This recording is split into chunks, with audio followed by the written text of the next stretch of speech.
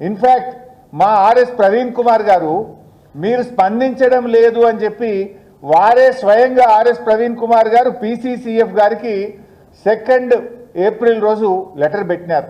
ఇక్కడ జీవ విధ్వంసం జరుగుతూ ఉంది, ఇక్కడ చెట్లన్నీ కూడా అనుమతి లేకుండా కొడతా ఉన్నారు, వైల్డ్ లైఫ్ ఎఫెక్ట్ అవుతా ఉంది, తక్షణమే చర్య తీసుకోండి అని 2 ఏప్రిల్ నాడు స్వయంగా ఆర్ఎస్ ప్రవీణ్ కుమార్ గారు మన అటవీ శాఖ కార్యాలయానికి వెళ్ళి అరణ్య భవన్లో దరఖాస్తు ఇచ్చారు. మీకు దరఖాస్తు వచ్చిన తర్వాత కూడా స్పందించారా? రోజు అన్ని పత్రికల్లో హెడ్లైన్స్ వస్తుంటుంది, టీవీల్లో హెడ్లైన్స్ వస్తుంటుంది, యూనివర్సిటీ విద్యార్థులు రోడ్డు మీదకి వచ్చి ధర్నాలు చేస్తూ ఉంటారు, అయినా మీరు స్పందించరు. పోనీ మా ఆర్ఎస్ ప్రవీణ్ కుమార్ గారు స్వయంగా లేఖ రూపంలో మీ కార్యాలయానికి వచ్చి మీ చేతిలో కాగితం పెట్టిన తర్వాత కూడా అటవీ శాఖ స్పందించలేదు అంటే ఇది అటవీ శాఖ యొక్క పూర్తి నిర్లక్ష్యం, నేరపూరితమైన నిర్లక్ష్యం. అటవీ శాఖ స్పందించకపోవడం వల్లనే ఈరోజు ఇన్ని వేల కొద్ది చెట్లు నరకబడ్డాయి, ఇన్ని జింకలు ముచ్చివాత పడ్డాయి, ఇలా వైల్డ్ అనిమల్స్ అన్ని కూడా ఇబ్బంది పడ్డటువంటి పరిస్థితి ఉన్నది. ఇలా ఈ బాధ్యత మీది, మీరు స్పందించలేకపోయారు. ముఖ్యంగా ఈరోజు చాలా విషయాలు కూడా మేము వారి దృష్టికి తీసుకుపోవడం జరిగింది. ఇవాళ అనేక రకాల వయలేషన్స్ ఇక్కడ జరిగినాయి. ఒకటి, మన రాష్ట్ర ప్రభుత్వంలో అనేక చట్టాలు కూడా ఉన్నాయి. వైల్డ్ లైఫ్ యాక్ట్తో పాటు వాల్తా యాక్ట్ 2002 ఇది మన రాష్ట్ర ప్రభుత్వం తెచ్చిన వాల్తా యాక్ట్.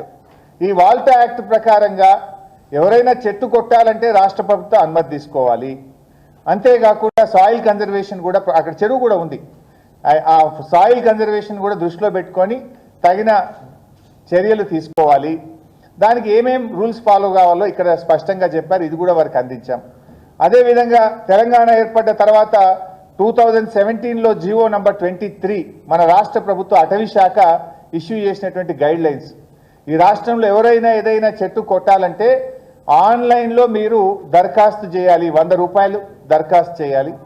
తర్వాత అటవీ శాఖ అధికారులు ఇన్స్పెక్ట్ చేసి పర్మిషన్ ఇచ్చిన తర్వాత ఒక్కొక్క చెట్టుకు 450 రూపాయలు డిపాజిట్ చేసిన తర్వాత అటవీ శాఖ అనుమతి ఇచ్చిన తర్వాత చెట్టు కొట్టాలి.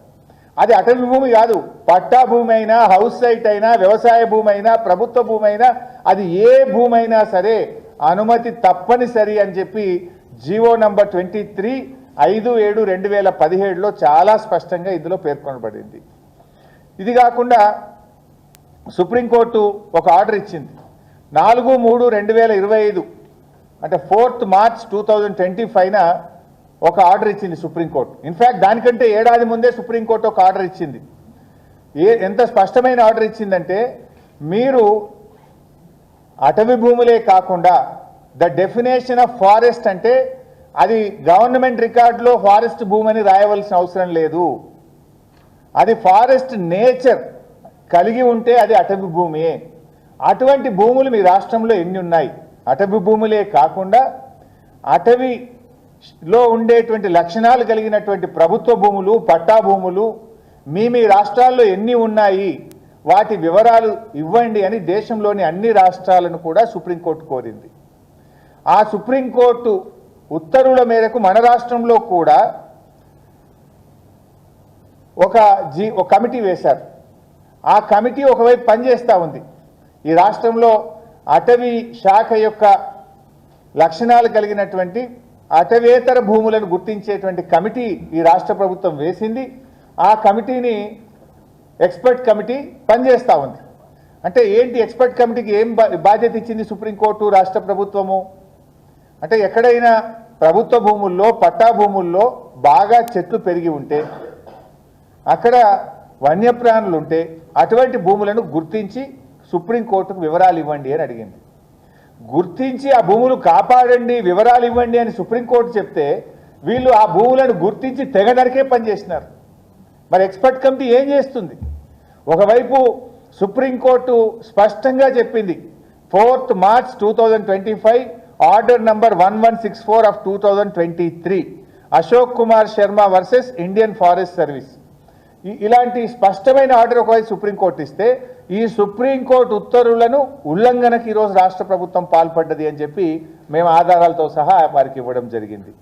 రెండవది, మన 1980లో ఒక సుప్రీంకోర్టు ఇంకొక జడ్జిమెంట్ ఇచ్చింది.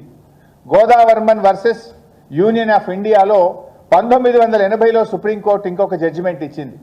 డెఫినేషన్ ఆఫ్ ఫారెస్ట్ అంటే ఫారెస్ట్కి ఒక కొత్త నిర్వచనాన్ని ఇచ్చింది సుప్రీంకోర్టు.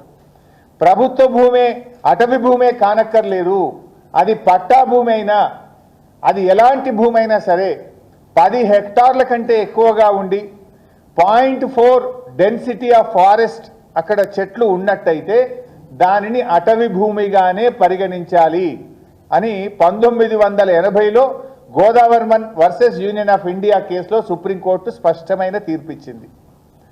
0.4 డెన్సిటీ అంటే సూర్యరశ్మి పడ్డప్పుడు భూమి మీద కనీసం 0.4 నీడ ఉండాలి. అంటే మిగతా 0.6 వరకు మొత్తం అసలు నీడ పూర్తి నీడ ఉంటే 1%. 0.4 అంటే ఆ మిగతా 0.6% సూర్యరశ్మి భూమి మీద పడుతూ 0.4% నీడ ఉన్నట్టయితే దాన్ని అటవీ భూమిగానే గుర్తించాలి అని చెప్పింది.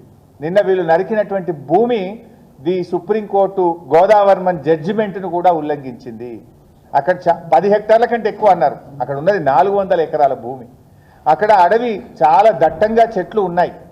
ఎందుకంటే ఇక్కడ ఇంకో విషయం కూడా తెలవాలి మీకు.